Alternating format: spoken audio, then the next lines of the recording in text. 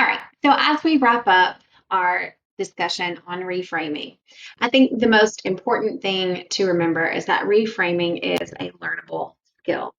This it does come naturally to some people and it doesn't to others.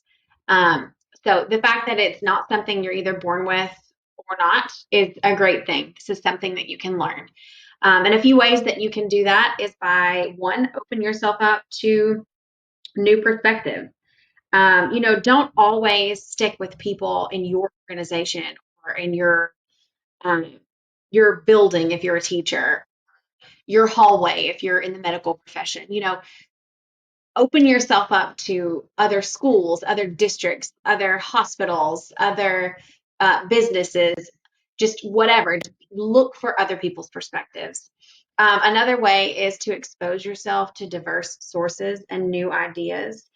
This is especially important when you're working with a team or if you're as a leader, if you have a team underneath you, open yourself up to their ideas and the sources they bring to the table. Don't always, shut people down just because someone is necessarily beneath you or maybe is in a position where you wouldn't think they would have good ideas doesn't mean they don't. So pull those people in and really listen to what they have to say. And then the last way is to immerse yourself into your business's history or your industry's history. Really dig deep and look back at the different leaders and their failures and the things that they did that were great. By doing these three things, this will help you really sharpen that reframing skill.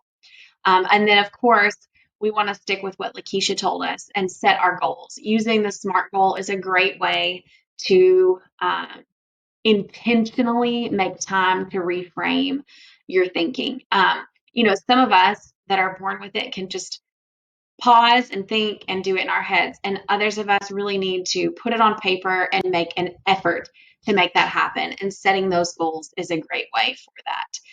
I want to leave you with a quote from our chapter.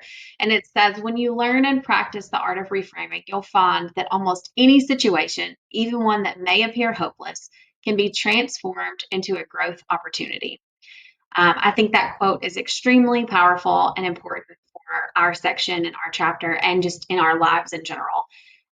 This basically tells you that as long as you can reframe, you can grow and you can transform yourself and you can be better in your personal life, in your business life, and in anything that you do going forward. So, thank you so much for listening, and we hope that you guys got a lot out of our presentation.